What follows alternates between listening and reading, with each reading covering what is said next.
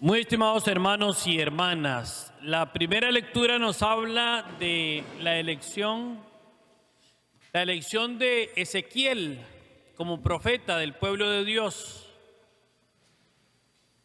El pueblo de Dios se había extraviado de la voluntad de Dios.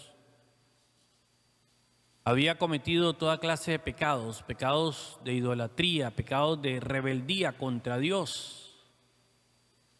Entonces dice la Escritura que Dios dijo, no, ya basta, es demasiado. Y los mandó a Babilonia. Fueron deportados a Babilonia, fueron invadidos por el imperio babilónico y llevados los que funcionaban, los hombres, las mujeres, esclavizados a Babilonia. En esa circunstancia es que Dios llama al profeta Ezequiel. Le dice, dile a esta gente, dile a mi pueblo que ellos son los culpables de estar así, estar en estas condiciones, esclavizados en Babilonia, porque son duros de cabeza, son duros de cerviz, dice, de corazón obstinado, que se han rebelado contra Dios, aunque no caiga bien. Y el profeta Ezequiel, pues lleno de temor y lleno de preocupación, porque no tenía experiencia en eso y estaba escuchando la voz de Dios, obedece a Dios y por eso se gana la enemistad de muchos de su pueblo. Y Dios le dice, es que yo no le he dicho a usted que es fácil, pero tiene que ser fiel a la verdad. Tiene que anunciarles a este pueblo que se han desviado, que han desobedecido a Dios, que se han rebelado contra Dios y por eso están viviendo las consecuencias bajo el dominio del imperio babilónico. ¿Cuánto tiempo estuvo el pueblo de Dios, el pueblo de Israel en Babilonia? ¿Cuánto tiempo estuvieron esclavos en Babilonia bajo la opresión del imperio babilónico? ¿Recuerdan un rey muy terrible que tenían los babilónicos, que se llama Nabucodonosor? ¿Lo recuerdan? ¿Por cuánto tiempo el pueblo de Dios estuvo sufriendo el destierro de Babilonia? Eso sucedió más o menos allá por el año 587 antes de Cristo, antes de venir Jesucristo. Bueno, se los digo, 70 años. 70 años es toda una vida. Y una vida larga. O sea que hubo gente que nació y murió bajo el dominio del imperio babilónico. Hasta que el pueblo reconoce su pecado ante Dios por el anuncio del profeta, se da cuenta, sí, hemos pecado contra Dios. Tenemos que pedirle perdón a Dios. Les ayudó mucho Ciro, que fue persa, que venció a los babilónicos y rescató al resto de Israel, lo que quedaba del pueblo de Dios. Ellos reconocen su pecado, reconocen su falta ante Dios y Dios los regresa a la tierra prometida, a Jerusalén. Después va a venir el imperio romano y los va a conquistar, los va a dominar. Como ustedes saben, en tiempos de Jesús era el imperio romano el que dominaba toda esa región de Palestina, toda esa tierra de Canaán, toda esta parte del Oriente Medio. Era el imperio romano el que los tenía dominados. Por eso el pueblo esperaba un libertador político, un libertador guerrero, y viene Jesús y les anuncia una salvación, pero que no es económica, no es militar, no es política, sino que es mucho más profunda. Dios que nos quiere liberar del pecado y de la muerte eterna, que tenemos que caminar hacia la salvación, que hay vida después de la muerte. Viene a anunciarnos Jesús el reino de los cielos, el reino de su Padre, y entonces no le hacen caso. Muchos no le hicieron caso, especialmente en su ciudad, dice el Evangelio de hoy.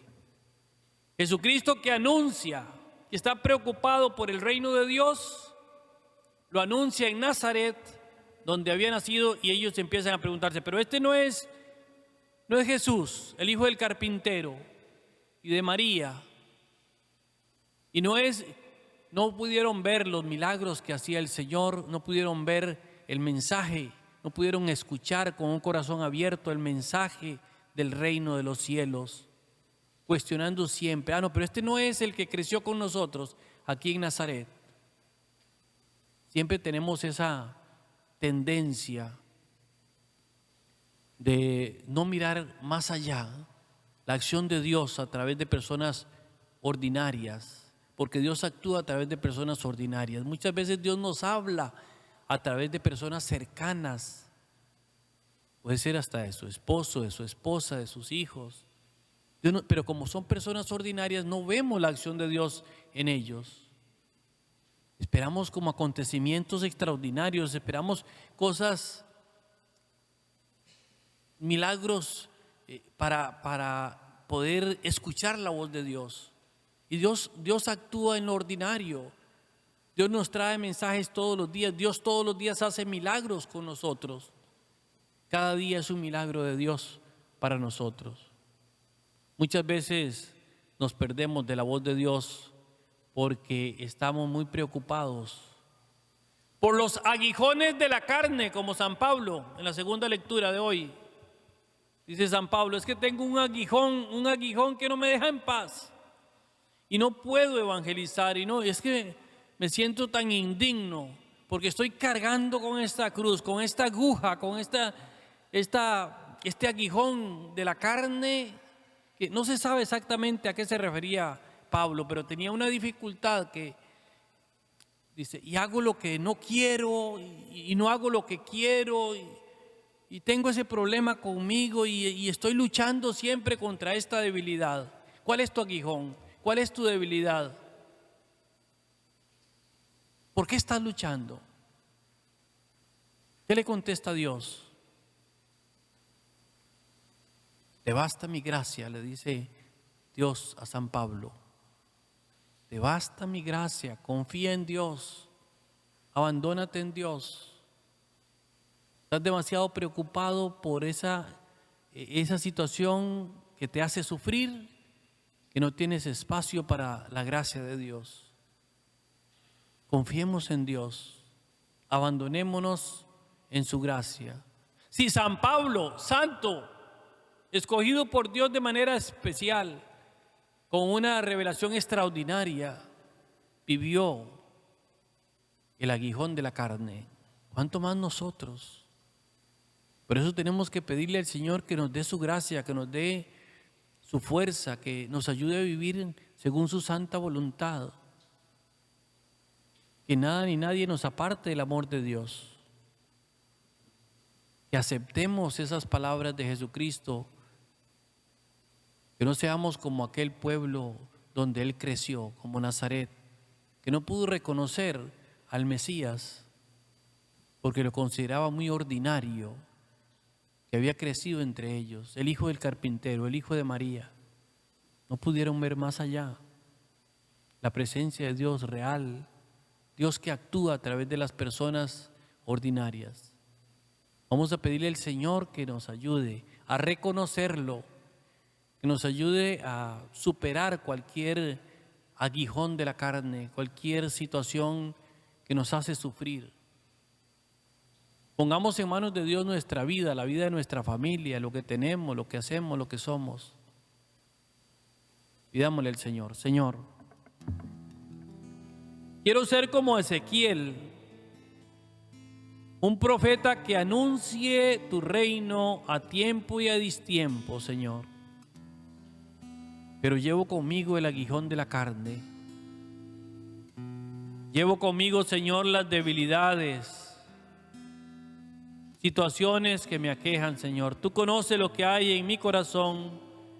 Tú conoces lo que afecta la familia. Míranos con bondad, míranos con misericordia, Señor, y ayúdanos Envía tu gracia sobre nosotros, Señor. Queremos anunciar tu reino, ser parte de los edificadores de tu reino, Señor. Ayúdanos a descubrirte presente en medio de nosotros y a decir como San Pablo: nos gloriamos en nuestras debilidades, porque cuando soy débil soy más fuerte. Porque es tu gracia la que actúa en mí, Señor. Ten misericordia de nosotros, perdona nuestros pecados, nuestras debilidades. Fortalécenos, Señor, para poder cumplir tu santa voluntad. Tú que vives y reinas por los siglos de los siglos. Amén.